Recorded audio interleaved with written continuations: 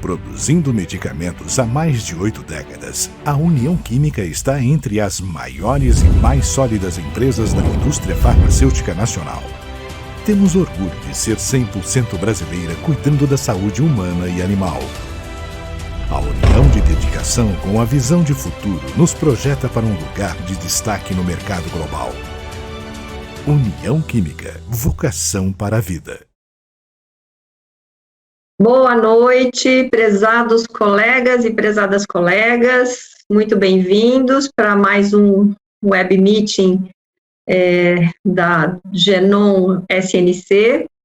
Essa noite a gente vai trazer um tema bastante interessante, que surgiu de umas conversas lá atrás. Agora a gente está entrando no mês de setembro, né, o Setembro Amarelo, mas para falar do suicídio indireto, né, um tema que eu acho que a gente não tem ouvido falar muito. Eu mesma fiz uma busca um pouquinho rápida no Google, assim, leigo, né, mas não encontrei muita coisa. Então acho que vai ser um tema bastante interessante, e a ideia foi do meu querido colega, Dr. Khalil, do iLib, que é professor de psiquiatria e coordenador da psiquiatria da Unisa, e também presidente do Departamento de Psiquiatria da Associação Paulista de Medicina. Então, eu gostaria de chamá-los, mas eu lembro vocês, colegas, que nós temos o chat, tá? Então, ao longo da apresentação, vocês já podem ir mandando as perguntas, e ao final a gente, então, vai responder, junto com o Khalil, vai responder as perguntas. Tá bom? Khalil, boa noite, muito obrigada pela sua presença mais uma vez aqui com a Genom, e a tela é sua. Super obrigado, Mirella, uma pessoa que eu gosto, admiro, convivo há muitos anos, né, uma querida amiga. Muito obrigado ao convite da Genom União Química por estar aqui com vocês essa noite. Essa conversa surgiu porque quando a gente começou a pensar no Setembro Amarelo, vamos falar alguma coisa sobre suicídio, eu falei, olha, vamos tentar pensar alguma coisa um pouco diferente, vamos ampliar um pouco esse conceito, vamos parar um pouquinho de falar só das coisas normais do suicídio. Claro que eu vou trazer novamente esses conceitos, mas a ideia é tentar ampliar um pouco para coisas que nem sempre estão tão claras para a gente, né? Então, super obrigado, Genom, por ter permitido essa gostosa brincadeira que a gente vai tentar aqui fazer sobre pensar um pouco outras coisas que não só o suicídio direto, né? Então, aproveitando, estamos no primeiro dia de setembro, né, do Setembro Amarelo. Esses são os meus conflitos de interesse, eu trabalho com várias indústrias. Essa palestra em particular não tenho nenhum conflito de interesse, os slides ou são meus ou estão referenciados, nenhum grande problema, nenhum grande conflito. Então, eu queria começar falando um pouquinho de estresse, né? Então, em 98, a gente publicou um artigo, né, que a gente chamou de um círculo vicioso, em que a pessoa que a gente recebia no ambulatório da psiquiatria, ele vinha, na verdade, com vários quadros sobrepostos. Ele tinha um estresse crônico, ele tinha alterações de sono, ele tinha alterações de ansiedade, ele tinha quadros depressivos, e ele também era portador, muitas vezes, de doenças clínicas crônicas. Hipertensão arterial, diabetes tipo 2, né? E se ele tivesse uma dor crônica, então ele cairia de paraquedas nisso que nós chamamos de um círculo vicioso na época. E, na verdade, o que nós estávamos falando é que o nosso paciente era muito mais complexo do que apenas um quadro. Ele tinha uma somatória de patologias, de quadros que surgiam, que eram bem delicados e que nem sempre os médicos conseguiam manipular de uma forma adequada, né? O estresse, em particular, ele é extremamente presente na nossa vida. E muitas vezes de uma forma que nós nem percebemos, nem nos damos conta, né? O estresse do trânsito, do nosso aperto de horário, agora do trabalho online, das situações todas, né? Eu até, esse slide antes do Covid, tinha até uma aglomeração aqui, mas os transportes públicos continuam aglomerados, né? e também de um estresse que está presente aqui na nossa vida. Eu moro aqui em São Paulo há muitos anos, eu sou de Mato Grosso, mas moro aqui, então, para mim, essa é a minha rotina, hein? Andar nessa cidade aqui que vocês estão vendo essa foto. Como essa foto tem alguns anos já, provavelmente nós temos mais uns 30 prédios nessa foto, né? Vou tentar tirar uma outra para comparar depois, mas tem um mundo de prédios a mais aí. Veja, esse é o estresse que a gente não se dá conta, e isso é danoso para o cérebro. Como a gente não se dá conta de um outro estresse que, por exemplo, é uma grande sacanagem hoje que a juventude vive, né? Que temos que todos estarmos assim, olha, com essa barriga tanquinho desse rapaz, né? Com o cabelo maravilhoso, um sorriso chance, todo mundo super saudável, fábrica de músculos, como está aí escrito na revista, né? Então, todos temos hoje uma ditadura também da forma, como se só assim nós fôssemos ficar felizes, com sucesso, com coisas boas nos acontecendo, né?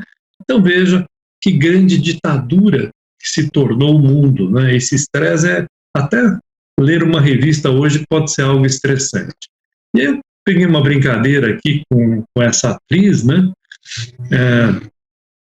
Mostrando que nas várias fases de vida, principalmente nossa, no ambiente médico, nós temos modificações desse tipo. Então, uma foto dela na adolescência, no cursinho, na faculdade, na formatura, aí começa a modificar um pouco o semblante, né, na residência, depois no mercado de trabalho.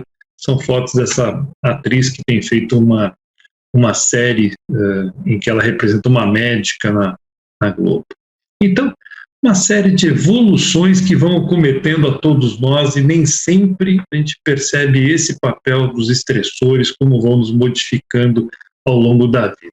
E o estresse faz isso, né? O estresse, principalmente o estresse crônico, ele vai levando a uma situação inflamatória cerebral que é extremamente delicada e grave para o cérebro como um todo, e em última análise vai diminuir o maior fator de proteção neuronal, que é o BDNF, e ao mesmo tempo no organismo, com secreção de ACTH, um bombardeamento da glândula adrenal, que vai produzir mais catecolaminas e cortisol, diminui o sistema imunológico, aumenta a resistência periférica à insulina, aumenta a resistência das próprias arteríolas, e nós vamos tendo esse paciente se tornando cronicamente um hipertenso, um diabético, alguém que responde mal a todo o sistema imunológico, um deficitário, vai atuar sobre o nervo vago e os impactos disso eu vou mostrar daqui a pouquinho. Então nós temos o estressor crônico como algo extremamente danoso como um todo para nós. Para o cérebro em particular,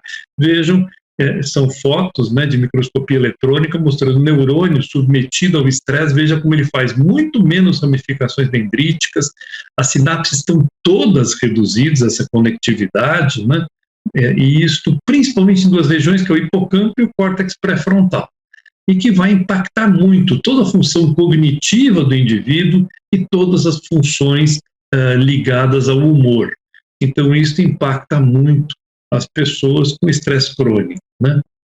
E o estresse também hoje é um grande vilão também para o nosso intestino, para o nosso eixo cérebro-intestino, que tem sido algo tão estudado, tão na moda nos últimos anos. Vocês estão vendo isso cada vez mais, sendo um alvo terapêutico, inclusive, porque o organismo vai ficando em disbiose, ou leaky gut, né, que é a expressão em inglês que a gente usa mais frequentemente. Ou seja, as células vão perdendo as suas junctions e vão tendo uma permeabilidade em que passam bacilos, bactérias, vírus, e isso desencadeia uma reação inflamatória. Então essa comunicação eixo intestino-cérebro, esse eixo fica com uma comunicação agora muito alterada também num plano inflamatório, né?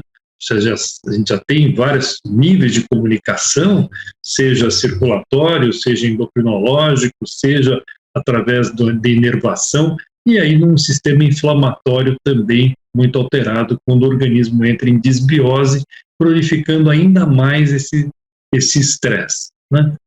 E a Leaky Gut Syndrome, que é o que a gente chama, então, desse estado em que vai gerar esse quadro inflamatório e que é básico para o mal-estar que esse pode ocorrer com esse indivíduo. E nos últimos anos nós também temos ouvido muito e falado muito e convivido com o burnout, né? Então o burnout foi descrito em 74, focando basicamente as relações de trabalho, em que a pessoa ficaria num esgotamento emocional, depois passaria a ter uma fase de uma despersonalização, de um endurecimento afetivo muito importante, essa falta de realização profissional levando a um esgotamento realmente total, e essa pessoa entraria num burnout. Nós temos visto isso na população médica em especial, mas em todas as populações hoje submetidas ao trabalho, e com o home office decorrente do Covid, isso teve um agravamento. As estatísticas mostram mais afastamentos pelo INSS por pessoas com burnout, né? E nos últimos 2 anos, uma outra síndrome tem sido descrita de uma forma bem impactante, que é a do bore-out, né? Que é uma expressão americana que fala do esgotamento, mas do tédio, né? Então essa pessoa basicamente desmotivada, e aí não só em relação ao trabalho, mas ele fica desmotivado e com tédio em relação a tudo, né? Hoje nós temos visto também essa descrição em adolescentes, né? Que falam frequentemente que estão entediados, né? Então esse quadro de desmotivação, de tédio, tem levado a uma situação delicada em que essa pessoa acaba mudando de empregos, termina um curso ou larga um curso no meio, começa e para algumas coisas. Os relacionamentos também ficam muito afetados por essa ideia do tédio, em que essa pessoa se sente muito desmotivada com tudo. E, na verdade, ela está falando de uma grande falta de expectativas dela com as coisas, né? Geralmente ela acha que tem uma função aquém do que ela poderia desempenhar, ela acha que ela está sendo pouco utilizada ou subaproveitada nas qualidades que ela teria, ela se sente com poucos estímulos, e isso vai acabando levando a uma atitude muito mais passiva em relação a tudo, e uma certa apatia que vai caracterizando isso que a gente tem chamado ultimamente da síndrome do bore-out. Então, são quadros que vão ocorrendo, que vão se somando e que são muito delicados em relação à nossa vida. E com a Covid-19, nós tivemos uma época maior de confinamento, mas não só de confinamento, mesmo agora, onde em muitas regiões do mundo, inclusive aqui no Brasil, tem sido mais facilitado essas saídas, encontros e aglomerações, em alguns locais já são permitidos. O Covid trouxe uma série de impactos, né? Uma quebra de horários e de rotina, isso impactou muitas pessoas no mundo. Houve uma queda financeira acentuada, em especial em alguns segmentos, outros conseguiram se manter de uma forma razoável, mas teve essa quebra de rotina que foi muito importante. E isso impactou principalmente sono e ansiedade. Então, inclusive tem um estudo bem bonito da Fiocruz, publicado online, em que eles aplicaram questionários em 45 mil pessoas, responderam ao questionário, e esse questionário da Fiocruz mostrou um aumento de consumo de álcool no Brasil em mais de 17%, e um aumento de insônia e de ansiedade na população, de uma forma bem significativa. Então isso mostra que essas pessoas tiveram quebra de rotina, muitas pararam de praticar atividades físicas, outros, aqui na parte médica, é a parte que nos interessa muito, espaçaram suas consultas. Tem estudos americanos mostrando que algumas especialidades, como a cardiologia em especial, teve uma queda brutal do número de consultas, houve um aumento da situação de pronto atendimento, do pronto-socorro, em que essa pessoa teve alguma agudização e foi atendida, e aí mais gravemente, numa situação não mais ambulatorial, mas agora hospitalar. E isto foi um fruto exatamente de um espaçamento dessas consultas de uma forma muito importante. Muitas pessoas que não tinham insônia, ansiedade, essas pessoas passaram a desenvolver esses quadros, com consequências, né? Outros que estavam relativamente estabilizados reagudizaram, e outros que estavam em tratamento, o tratamento mesmo pode começar a ter falhas, e essas pessoas, então, em todas as áreas médicas, houve uma situação bem delicada de diminuição de ida a consultórios. Isso impactou a saúde de uma forma geral. Além, mas não a situação do paciente que tomava muitos remédios. Num primeiro momento, entre março e abril no Brasil, houve uma queda de venda de medicamentos em farmácias, aumentou o sistema delivery, mas logo depois esses pacientes tiveram um aumento do volume total de prescrições e de compra de medicamentos que não precisariam de prescrição. Houve um aumento geral importante, né? E os pacientes acabam utilizando inúmeros medicamentos e nós muitas vezes nem ficamos sabendo. E no Brasil, principalmente fitoterápicos, que seria esse potinho que entrou aí agora, né? Que escapa das coisas americanas. Esse slide é de um professor americano, que é o professor Tistal, e ele mostra que o paciente ele toma remédios que não nos conta, a gente só sabe o antidepressivo e o ansiolítico que ele toma, porque aí precisa de uma receita que fica retida, mas o paciente aqui no Brasil toma muito fitoterápico, e isso em todas as áreas, isso impacta muito a saúde. O paciente toma uma série de medicamentos que a gente mal conhece.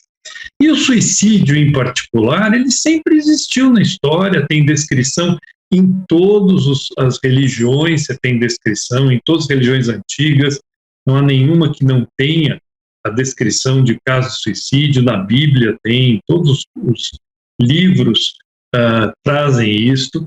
E em 94, teve um livro que foi publicado originalmente na França, que foi muito interessante, foi um divisor de águas. Ele se chamava 100 Formas Seguras de Se Matar, porque o autor disse que não aguentava mais receber no pronto-socorro. Ele era um paramédico num hospital em Paris, e ele disse que não aguentava mais receber pessoas que tinham tentativas frustras. Então ele resolveu escrever um livro com 100 formas seguras para a pessoa se matar. E ele descreveu todos os remédios que poderiam matar e formas que poderiam matar. E aí ele causou, na verdade, um grande serviço a nós, no sentido de que o livro foi retirado de mercado, hoje não existe mais à venda, né? Esse livro foi realmente retirado, e foram retiradas do mercado também medicações que poderiam, em cima de 20 e poucos comprimidos, realmente levar à óbito. Então, eles foram retirados do mercado. Aqui no Brasil nós só temos um medicamento que, se tomado acima de 20 comprimidos, é letal, mas é porque é para uma doença muito específica e não há nenhuma medicação que cubra os efeitos dele, né? Mas e aí com isso também houve um grande pacto da mídia de não divulgar suicídios. Então, não se divulga, nem assassinatos violentos não se divulgavam, às vezes assassinatos familiares, e não se divulgavam suicídios.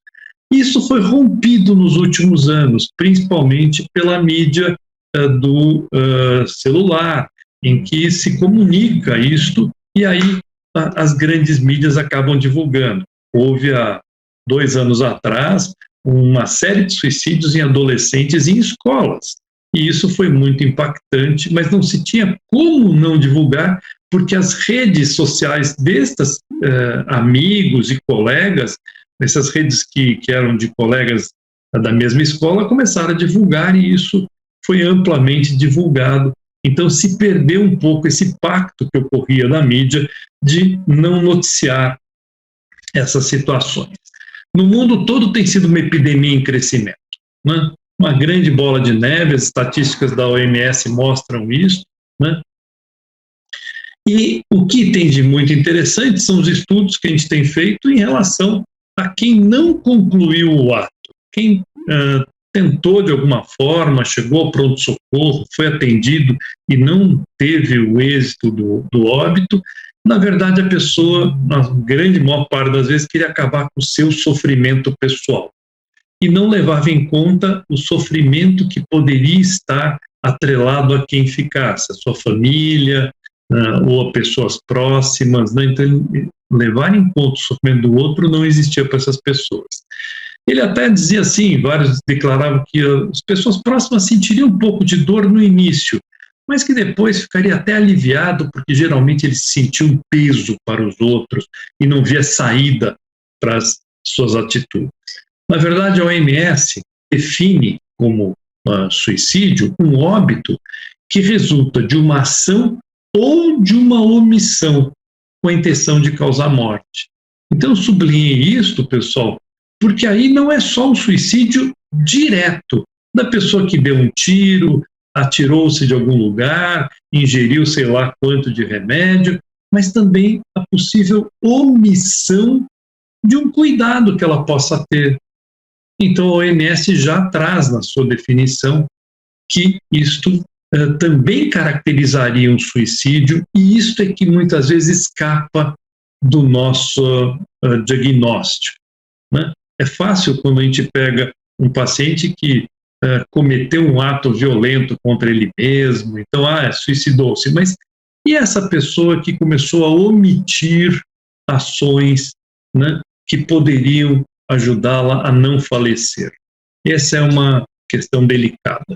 E a isso a gente tem falado muito de um conceito de suicidalidade, né?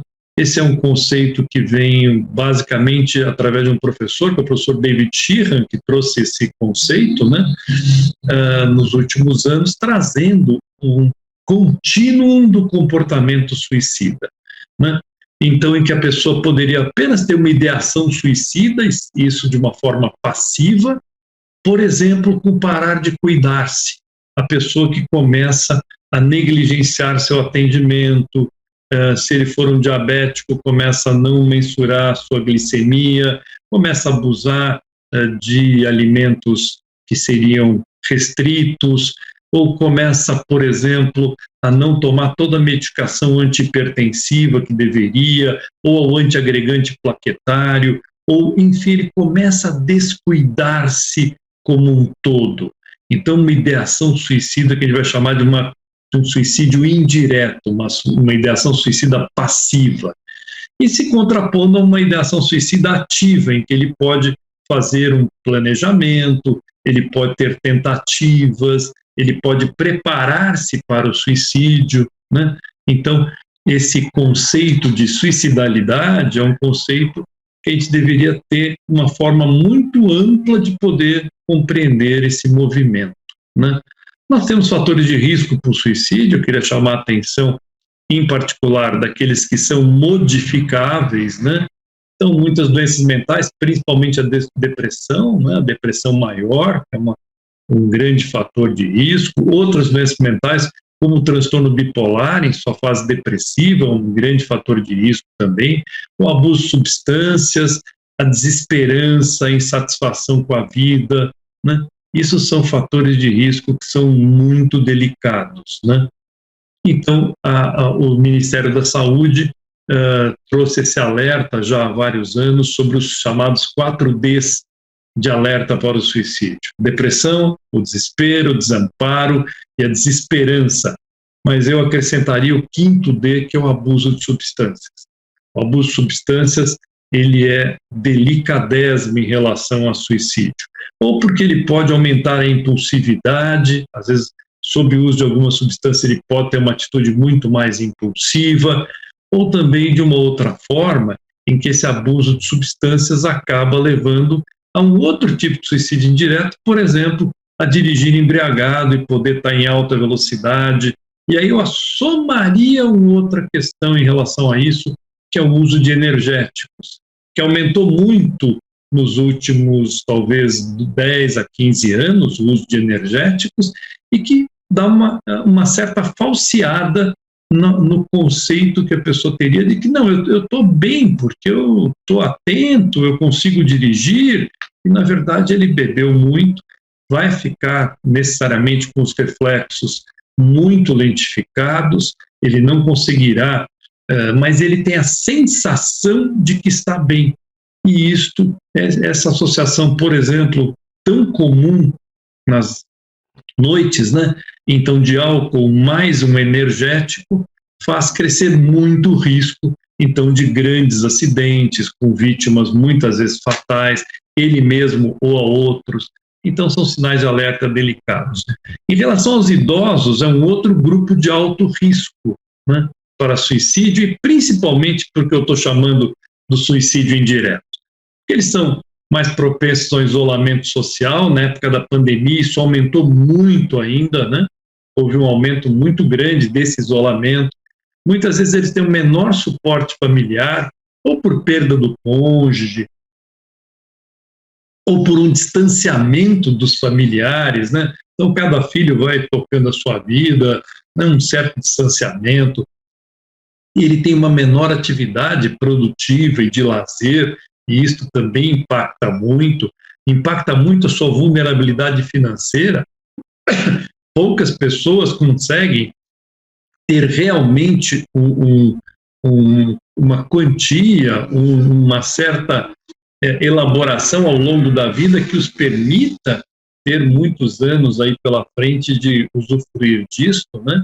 Essa vulnerabilidade financeira é delicada, né? Maior comorbidades clínicas, é muito frequente o idoso ter várias doenças clínicas e ter que conviver com pelo menos 6 a 8 medicamentos diferentes, né, ao longo do seu dia, além da associação com dor, e a dor crônica, a dor de pequena intensidade, mas crônica, também impacta em suicídio, porque é uma questão que a pessoa quer parar com o seu sofrimento, né? Lembrem disso, né? A pessoa quer sempre esgotar, parar o seu sofrimento. E muitas vezes o idoso acaba até escolhendo métodos mais letais. Ele tem essa capacidade, essa experiência, a vivência dos anos, e quando ele escolhe um método, esse método é muito mais fatal e tem menos falhas do que quando alguém mais jovem tem uma tentativa de suicídio.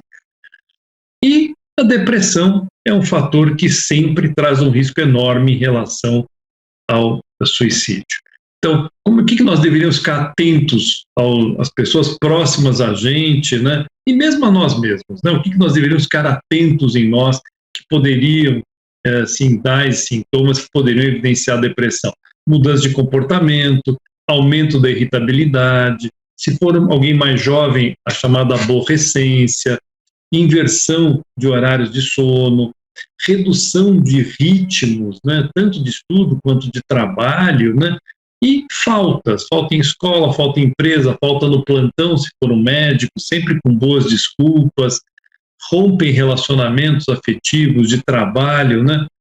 Eu atendi uma menina essa semana que nesta semana, ela resolveu separar-se de um casamento de 7 anos, ela acabou uma residência, ela está pedindo para desligar-se de um serviço, está saindo de um consultório. Então, vejam, ela de repente está rompendo todos os relacionamentos que ela tem estáveis, né, de futuro, ela está rompendo em uma semana. Talvez ela já estivesse pensando nisso há um bom tempo, mas veja que alguma coisa mais delicada está acontecendo com essa pessoa, né?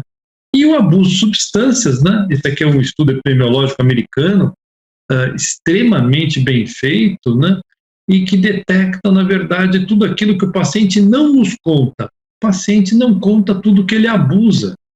Ele raramente vai nos contar realmente tudo que ele bebe ou que ele usa de fórmulas de academia, de fórmulas mil de outros colegas, né? Então ele acaba, na verdade, o House prefere dizer que os pacientes não contam a verdade, eu prefiro dizer que eles minimizam, né? E o álcool em particular, né? E vejam que entre a pessoa ter um uso de alguma substância até realmente ter uma dependência severa é um contínuo, muitas vezes difícil de detectar aonde que essa pessoa está. Até o momento que ele está só começando a ter um certo abuso e para o momento que ele tem uma dependência severa, às vezes é muito rápida essa passagem e a gente precisa ficar muito atento, isso em relação a todas as drogas. Veja que nos Estados Unidos hoje nós temos uma epidemia de oxicodona, né? Para dor, tratamento para dor, que causa em torno de 4 a 5 mil mortes ao ano por overdose de oxicodona. Veja o número é assustador. Eu, na hora que vi a primeira vez, achei que fosse algo errado e tal. Não, o número oficial é de 4 a 5 mil mortes ao ano por oxicodona. Algumas estatísticas falavam de um número até maior, em torno de 7 mil mortes, mas depois ajustado isso pelo Departamento de Saúde americano para 4.000 mortes a 5.000 ao ano por oxicodona. Então, um remédio, teoricamente, para aliviar dor. Então, esse nível de uso para realmente uma situação de dependência é muito delicado na maior parte das drogas, né? O House já dizia isso, eu prefiro dizer que as pessoas minimizam, né? É uma situação delicada. Voltando ao tema suicídio, né? A OMS, em maio de 2017, publicou esta relação, né? Do ranking absoluto, o Brasil é o 8º país do mundo, em torno de 12.000 mortes ao ano por suicídio. Hoje, em 2020, nós estamos falando em torno de 14.000 mortes ao ano, né, em número absoluto. E em ranking percentual, o Brasil é o 20º país do mundo, mas com uma previsão de crescimento, né? A previsão era de crescimento do ranking percentual de mortes por suicídio ao ano, né? Lembrem sempre que nesse relatório, né, ainda a gente pensaria uma coisa interessante, que os países com crises econômicas e sociais são mais propensos, e o Brasil tem estado, nos últimos há muitos anos, né, tem estado numa situação delicada, tanto econômica quanto social, quanto política, né, que facilita que nós possamos estar nesse índice de crescimento segundo a OMS, né? A curva de crescimento, e no Brasil nós temos 2 estados que se destacam, que é o Rio Grande do Sul e o Acre, com os maiores índices de suicídio, né? O Rio Grande do Sul, ele tem um percentil um pouco maior de várias doenças psiquiátricas, estudos epidemiológicos mostram isso, e o Acre apareceu para nós, nos estudos brasileiros, assim, uma surpresa, né? Mas são estados que têm, em termos percentuais, 2 estados bem delicados em relação ao suicídio. E, basicamente, populações mais vulneráveis, e aí eu queria chamar a atenção de uma coisa que a OMS chama a atenção, que é das pessoas que eram winners, como eles chamam, e se tornam losers, né? Ou seja, as pessoas que têm uma queda financeira, queda de reconhecimento, uma vulnerabilidade maior que essa pessoa passou a ter, e isto impacta em risco de suicídio. Então, esta situação é bem delicada, e isto tem sido relatado pela OMS, que a sensação de perda dessa pessoa, essa pessoa que tinha algum tipo de ganho e que começa a perder, ela é um paciente de alto risco, e a gente deveria estar muito atento a esses pacientes. Queda econômica, principalmente, queda de relacionamentos, isso é muito delicado, e a sensação de estar sem saída. Então, a gente tem que tomar algum cuidado com esse paciente. As tentativas de suicídio são mais frequentes em mulheres do que em homens, proporção de 8:1, e elas são em torno de 10 vezes mais frequentes do que o suicídio em si, né? Cuidado, a gente não deve nunca desprezar as tentativas, né? E uma tentativa nós temos no mundo a cada 4 segundos. Cada 4 segundos nós temos uma tentativa. No Brasil nós temos um suicídio a cada hora, né? Então são índices extremamente altos de suicídio. E esse aqui é um trabalho capitaneado pelo Neuri Botega, né? Trabalho que foi feito aqui nos pronto-socorros de São Paulo, muito interessante, em que eles foram ver quem tinha cometido suicídio, e aí eles olharam para trás e foram ver o que tinha acontecido com essas pessoas que tinham cometido suicídio. E na hora que eles foram olhar quem tinha cometido suicídio, 1/3 dessas pessoas tinham passado em algum atendimento médico naqueles tempos, em torno de 30 dias antes de cometerem suicídio. Ou foram ao pronto-socorro, ao pronto atendimento, ou a uma OBS. Eles tinham ido e saíram de lá com queixas vagas, eles chegaram com queixas vagas, muitas vezes foram medicados com benzodiazepínicos, então alguém detectou um quadro de ansiedade ou de angústia e os liberou para casa com benzodiazepínico. Isso é uma situação delicada. Então, os pacientes buscam ajuda, isso é uma coisa importante, a gente tem que saber isso, para estarmos atentos a isso. Então, os fatores relacionados ao comportamento suicida são basicamente esses. Pessoas impulsivas, pessoas com um nível de agressividade maior e com desesperança. A gente prestar muita atenção nesse tipo de paciente, né? Pacientes que realmente vão nos chamar a atenção. E os acidentes de carro, né? Será que poderia chamar de autocídio? Né?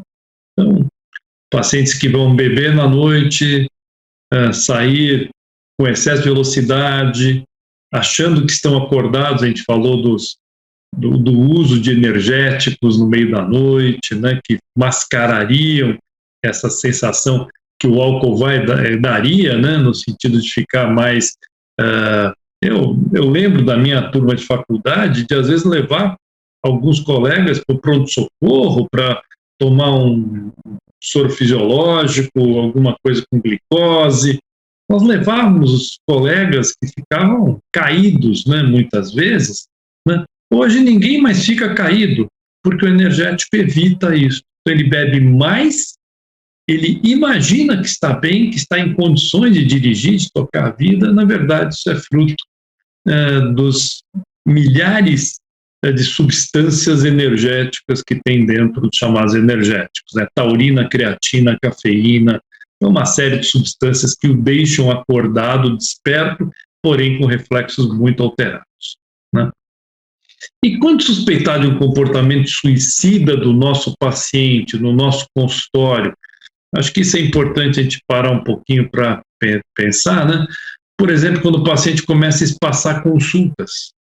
Então, isso é delicado. Ele começa, um paciente que precisaria fazer um controle, ele começa a espaçar consultas sem grandes justificativas reais, né? Quando ele começa a atrasar exames periódicos, ele teria que estar voltando e fazendo aquilo, ele começa a relaxar cuidados, né?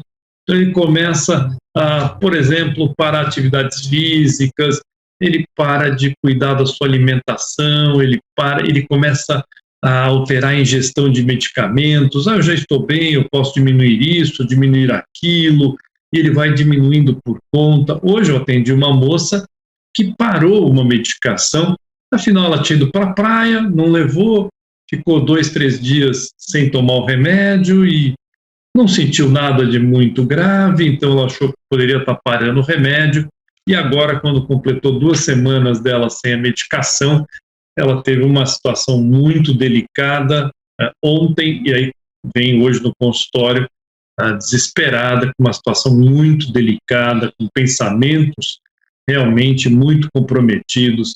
Então, este tipo de relaxar cuidados e relaxar com a ingestão de medicamentos é muito frequente em todas as especialidades, nós precisamos estar atentos.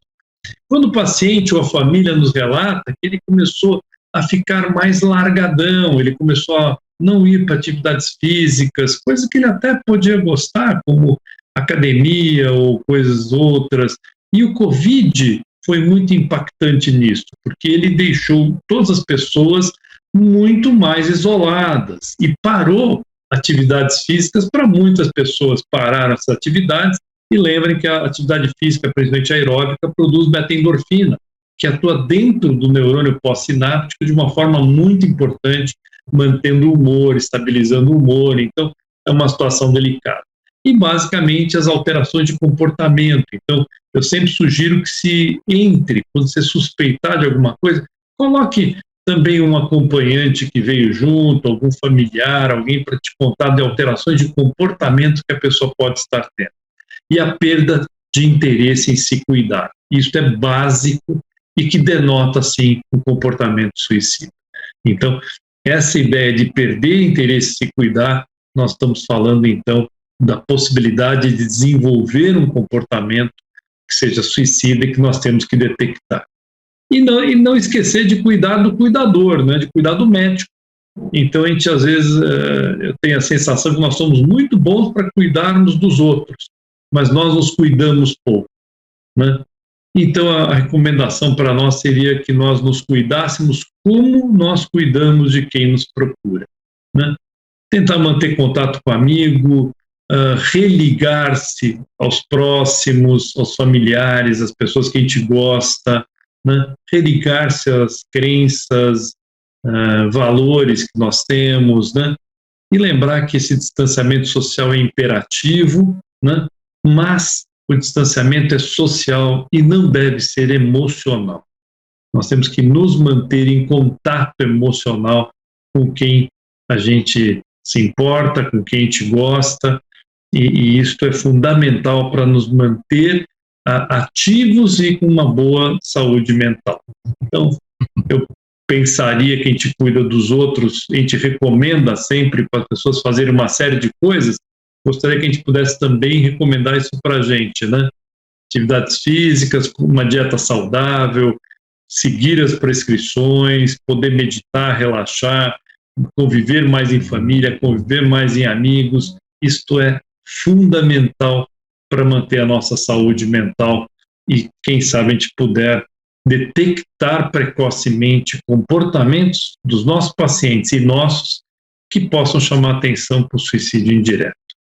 Então, só finalizando, lembrando a campanha do Conselho Federal de Medicina e da Associação Brasileira de Psiquiatria do mês do Setembro Amarelo da prevenção ao suicídio. Isso é algo que a gente tem que estar atento o tempo todo. Espero não ter extrapolado o tempo que a Mirella tão gentilmente abriu aqui para mim, né? Então, super obrigado e gostaria de me colocar completamente à vontade para a gente poder debater um tema que eu acho que é extremamente importante. Super obrigado, viu, pessoal? Obrigada, Calil. Nós estamos com colegas aqui do Rio, de Santos, de Brasília, de Colatina, no Espírito Santo, de São Paulo, também de Porto Alegre, no Rio Grande do Sul. Colegas, podem mandar suas perguntas. Enquanto isso, esse tema, Calil, é bastante sensível até para mim, porque recentemente você sabe que eu perdi um cunhado, né? E tinha uma depressão, estava bem chatinha, assim, e ele resolveu parar de tomar remédio. Não queria ir ao médico, não, assim, a família, os filhos, os irmãos, a gente ia lá, vamos, e ele se negava. Então, eu não achei que isso seria uma coisa tão próxima, assim, da minha família, né, mas... Então, é triste, né, essa situação, porque é o que você falou, assim, é até um comportamento autodestrutivo, né, porque a pessoa deixar de se cuidar totalmente, no fim, depois ele parou de... não queria mais comer, ficava só deitado. O quadro que você descreveu aí se aplicava totalmente, né? Então, é bastante, assim, triste a situação das pessoas que passam por uma condição dessa, né? Você sabe, Mirella, nós não temos estatística sobre isso, porque é difícil de mensurar, sim, né? Então, você contou a história do teu cunhado, realmente uma situação dessa que a gente está relatando, a pessoa para de se cuidar. A depressão facilita muito isso, né? Depressão, realmente, a pessoa perde energia, perde vontade de se cuidar, né? Para de se relacionar com o mundo, né? Então, esse seria o básico, nós temos que tratar o quadro depressivo das pessoas sempre, né?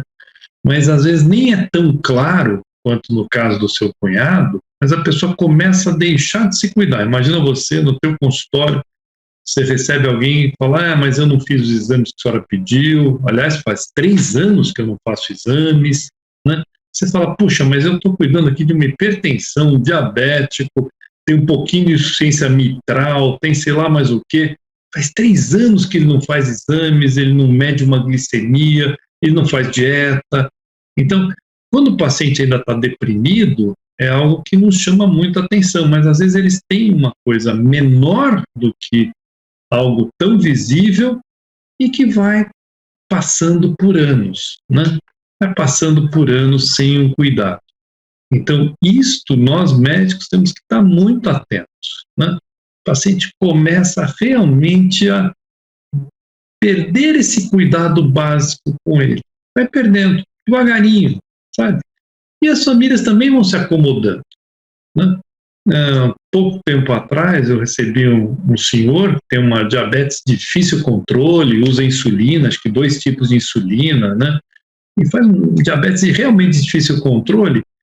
E aí eu estava perguntando para ele, eu vi na ficha dele aqui comigo que ele era diabético, eu estava perguntando o que ele está tomando, né? E aí, de repente, ele está tomando remédio, mas aí ele me contou, Ah, doutor, eu gosto tanto de doce, olha, aqui a fulana, que é a cuidadora dele, ela também gosta, viu? Então, de vez em quando, ela faz um brigadeiro lá em casa e eu como só um pouquinho. Eu queria saber quanto que é um pouquinho de uma lata de brigadeiro, viu? Que é uma delícia. Mas para alguém que toma insulina, que alguém que tem brigadeiro, eu acho que não está na dieta que alguma nutricionista deve ter passado a ele, viu? Bom, tem uma pergunta aqui do colega Bermon. Qual combinação de medicação tem sido mais eficaz quando você trata adolescentes ou adultos que se cortam os braços e pernas regularmente, não só durante o episódio depressivo, mas em comportamento quando se vê confrontado com a vida? Olha, uma ótima colocação, escapa um pouquinho do nosso tema aqui, mas pessoas que têm transtorno de personalidade, né, são pessoas sempre com alto risco de suicídio. A gente não abordou todas as questões aqui, nós nem tínhamos tempo para isso, né? Mas pessoas com transtorno de personalidade têm um risco muito maior de cometerem suicídio mesmo, em particular os pacientes chamados borderline, né? E uma das características de pacientes borderline é o cortar-se, né?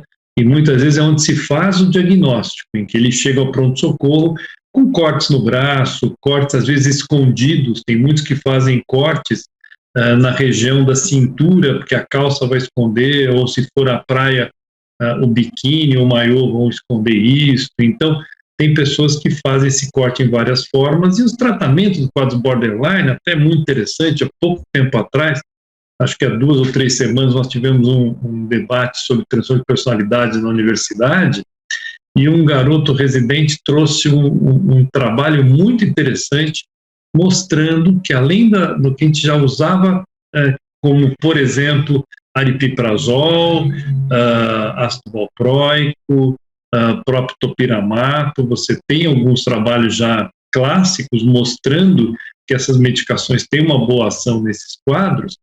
Nós temos usado também lurazidona, com uma boa resposta, e, pasmem, uma coisa que eu não sabia, acho que também a maior parte não sabia, alguns estudos mostrando a naltrexona com bom resultado em pacientes borderline. Então, a associação de naltrexona com outros medicamentos pode ser bem interessante. Então, eu tentaria uma composição hoje ou com um antipsicótico de 2ª geração ou 3ª geração, lurazidona, aripiprazol. Podemos associar naltrexona como algo interessante. Naltrexona atua em centro de prazer, então depois de 15, 20 dias ele realmente deixa a pessoa, teoricamente vocês sabem bem disso, naltrexona é usada para dependências químicas como álcool, como ópio, né? Então tem uma ação extremamente interessante nisso, mas também pode ter uma ação em esse tipo de impulsividade que pode ocorrer, principalmente nos borderlines. Então, o uso de naltrexona associado a um antipsicótico de 2ª ou de 3ª geração e associado também com inibidores de captura de serotonina, em particular, vejam, lembrem sempre que nós temos os avisos do FDA de que, em particular, alguns antidepressivos têm que ser usados com muito cuidado na adolescência por aumentarem o risco de suicídio. Lembrem que alguns melhoram a parte motora antes de melhorarem realmente o humor. Então, com isso, ele passa a ter energia para matar-se. Então, cuidado com isso. Esse alerta foi originalmente feito em relação à paroxetina, depois foi estendido a outros inibidores de captura de serotonina, mas a associação de um neurolético de 2ª ou 3ª geração, mais naltrexona, mais um inibidor de captura de serotonina, pode ser bem interessante para pacientes graves, como me parece o caso desse paciente que você está descrevendo. Bem, só aqui eu fazer um parênteses, porque eu sou do laboratório, lembrando que a naltrexona, aí nesse caso, seria um uso off-label, tá? A indicação dela é para, como o Calil falou, tratamento de alcoolismo e dependência a opioides. E ali... Eu falei que são 2 ou 3 estudos recentes que saíram, ainda bem que Tá bom, Calil. A Aline pergunta se a taxa de suicídios na adolescência aumentou durante a pandemia. Muito obrigado, Aline. Aumentou, sim. Aumentou. Nós ainda temos, está se computando os dados disto, mas eu gostaria de chamar a atenção para a pesquisa que a Fiocruz publicou online ainda, né? Só por serem dados brasileiros, acho que isso é bem significativo. O que a Fiocruz mostrou? Aumento de álcool, aumento de cannabis, aumento de insônia, aumento de ansiedade.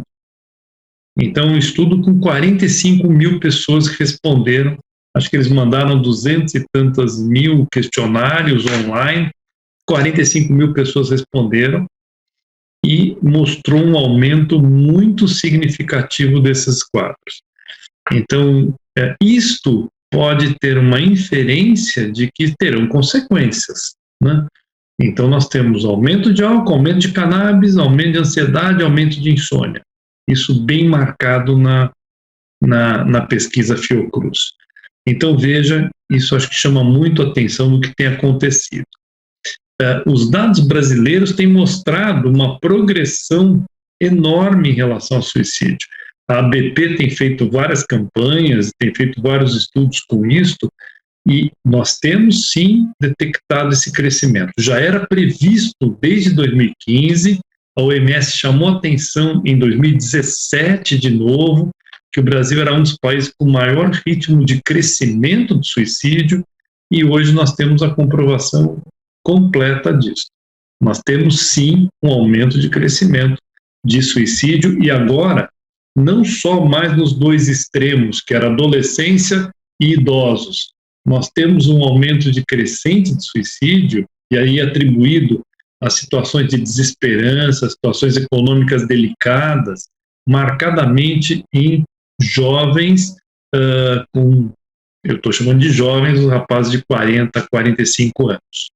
Então, lembrem que o suicídio, a tentativa de suicídio é muito mais frequente em mulher, a efetivação de suicídio geralmente é maior em homem, numa proporção de 3 a 4 para 1, e ainda por cima nós temos uma outra questão do suicídio, que é os homens usarem métodos mais agressivos do que as mulheres. As mulheres se preocupam um pouco mais, até com a estética de como o corpo vai ser encontrado, ou de como não danificar muito ao corpo. Isso é um fator também importante na diferença entre os gêneros. Mas nós temos, sim, esse aumento já sendo relatado em francos relatórios em todos os locais. Calil, tem uma pergunta aqui também da Ana, que ela pergunta se, por exemplo, esses adolescentes que estão o dia inteiro nesses jogos virtuais, com violência virtual, que aí acabam ficando mais ansiosos, tal, se, enfim, ansiedade, depressão, desmotivação, se você poderia comentar um pouquinho sobre isso. Poxa, Mirela, esse sabe que é um dos temas que mais me pegam nos últimos tempos. A quantidade de adolescentes e adultos jovens, então cuidado. Hoje nós brincamos que a adolescência vai até os 30 anos, né? Então, os estudos americanos falam isso, né? Não é mais a época dos teenagers, né, que era até os 19 anos. Hoje a gente fala da adolescência até os 30. Né? É terrível, né? E o que me assusta é mesmo você ver garotos de faculdade relatando isso. Trocam o dia pela noite, passam a noite jogando, né? Durante o dia vão dormir. A escola online facilitou muito isso, né? Ele liga, ele está lá, dá o ok, desliga a câmera e fica lá, deitado, deixando a câmera rodar como se estivesse presente, né? Na verdade, a maior parte das vezes é um presenteísmo, ele está de corpo presente, né? Então ele está ali de corpo presente e depois poderia assistir a aula gravada, as aulas ficam gravadas, mas acabam nem fazendo isso, né? Então isso me preocupa cada vez mais, essa situação que é constatada, é difícil de ser epidemiologicamente realmente mensurada, né? porque muitas pessoas passam com isso sem essa queixa. Eu tenho atendido uma garota que ela dorme até meia-noite, ela coloca o despertador para meia-noite, que ela sabe que os pais já tomaram o hipnótico deles e vão dormir, então eles estão dormindo, aí ela acorda, fica nos chats de conversação, ela não fica nos jogos, ela fica nos chats, até às 5, e toca o despertador dela de novo, às 5 horas ela vai deitar. E aí, às 6h30, quando vem a mãe lá para despertá-la e tal, ela dá uma despertadinha, vai lá, liga online a escola e fica lá. E daqui a pouco, obviamente, vai estar dormindo. E aí isso escapa da nossa estatística, né? Então, a mãe demorou muito tempo para poder detectar um quadro desse, uma garota inteligente, né? E aí foi descobrir isso porque o porteiro do condomínio reclamou porque um dia ela pediu, sei lá o que ela pediu de madrugada, e os caras foram entregar, e aí eles não queriam entregar na casa, ela tinha que ir buscar na portaria, ficou uma discussão dela com o porteiro, e o porteiro comentou para o pai essa situação, e aí descobrem que essa menina, na verdade, passava a madrugada inteira acordada, todas as madrugadas. E aí está falando de uma pessoa jovem, está lá, e que deveria estar estudando. Então isso é muito mais frequente e assustador. Assustador. A gente tem tentado trazer essas pessoas, agora com a volta das aulas, mesmo que híbridas para muitas pessoas, a gente tem tentado fazer a volta dessa rotina. Os pais estão tendo que se adaptar a uma nova rotina, né? Realmente alguns ainda continuam em trabalhos de home office, outros já estão voltando, mas tentar trazer essa rotina para casa. E rotina não é só ruim, rotina estrutura a vida. Horário para acordar, horário para dormir, isso acaba sendo algo muito importante, não só para o nosso ciclo circadiano de hormônios, mas também para a nossa vida produtiva, né? Então, a Aline também te pergunta, Calil, se você já perdeu algum paciente, ou se você conhece colegas, com certeza, que já perderam algum paciente, que ela fala assim, olha, não sei como eu encararia uma situação dessa. Como é que é para o psiquiatra isso? Será que existe algum cirurgião que nunca perdeu um paciente? Acho que isso é em todas as especialidades, né? Sim. Todos nós lidamos com isso. Para a psiquiatria isso é muito difícil, né? Eu acho que o cirurgião, ou o cardiologista, ou o paciente na UTI, então você está mais lidando com a situação de vida ou morte, com inúmeros pacientes, talvez seja mais fácil ao longo do tempo. Nós lidamos menos com isso. Mas detectando o risco de suicídio, essa é uma razão de internação. Essa é uma das grandes indicações de internação. E a gente interna o paciente. Eu, às vezes, passo meses sem ter nenhum paciente internado. Coincidentemente, essas últimas 2 semanas, estou com 2 pacientes internados. E uma das pessoas era com risco de suicídio. Ela veio até de outra cidade, ela veio de Cuiabá para internar-se aqui em São Paulo, né? E uma paciente bipolar, delicada, que estava bebendo muito álcool, e aí o risco de suicídio era iminente. Ela falava isso, mora sozinha, nenhum familiar tolerava mais o relacionamento com ela. Então, toda uma história de desgaste que vinha acontecendo, e aí a opção é por uma internação. Num primeiro momento, uma clínica adequada, né, que foi o que a gente indicou para essa menina. Agora a gente está tentando dar alta da clínica e nós vamos fazer um planejamento mais a longo prazo. Eu, particularmente, costumo internar muito em spas, né? Então, estou mandando essa menina para um spa para ficar um tempo maior, e aí realmente poder reestruturar essa história familiar, poder dar algum arcabouço para ela amanhã poder voltar e ficar bem lá na cidade dela, né? Mas precisa trabalhar essa família, conseguir uma melhora, que nem sempre é tão fácil, né? Ali o Rivando está fazendo uma pergunta interessante. Como está a prevalência de suicídio em médicos? Crescendo. Cura de pandemia, Você né? sabe, a gente não falou especificamente de população médica, mas mesmo antes da pandemia, os conselhos de medicina americanos já relatavam um aumento de suicídio em médicos como algo extremamente delicado. Isso vem num crescente nas últimas 2 décadas. O CRM aqui de São Paulo, CREMESP, fez junto com a Unifesp uma pesquisa, acho que entre 2009 e 2012, sobre as pessoas, médicos que haviam se suicidado. E era a 5ª causa mortes entre médicos. Então, era algo bem prevalente e mais do que o dobro em relação à população geral para aquela faixa etária, né? Então, é algo delicado. Agora, veja, nós temos visto, sim, campanhas, o próprio CRM, a Associação Paulista de Medicina, posso falar aqui do estado aqui de São Paulo, tem feito campanhas regulares em seus periódicos para tentar alertar do burnout do médico, desse esgotamento profissional, né? Eu chamaria a atenção de vocês hoje para o bore-out, né? Coisa que não se detecta tão facilmente quanto o burnout, né? Mas o bore-out, o entediamento, essa pessoa que vai realmente ficando entediada da vida, isso é delicado e é um alerta para a gente. E as estatísticas têm mostrado um aumento brutal entre médicos e profissionais de saúde envolvidos diretamente na área, principalmente de emergências, então mesmo técnicos de enfermagem, enfermeiros, pessoas que estão mais no front, estão mais propícias a isso.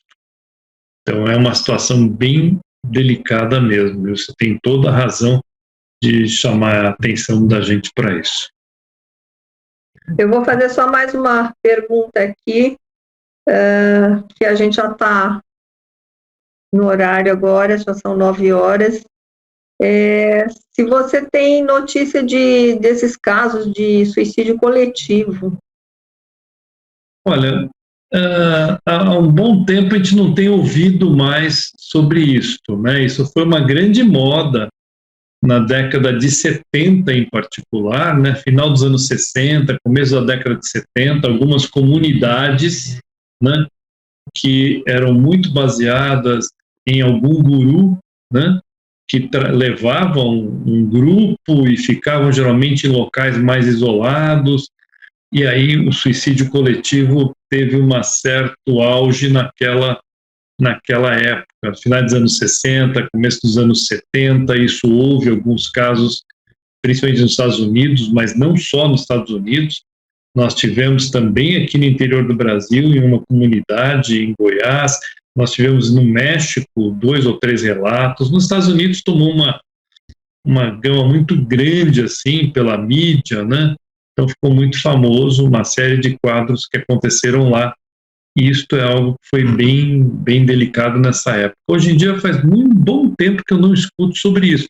Se você tiver algum relato atual sobre isso, por favor, me envie. Faz um tempo que eu não escuto sobre essa questão de suicídio coletivo atualmente, né? O que existe muito não é o suicídio coletivo direto, né? Mas eu poderia pensar, então, de quase boiadas que algumas pessoas fazem, né, uma certa...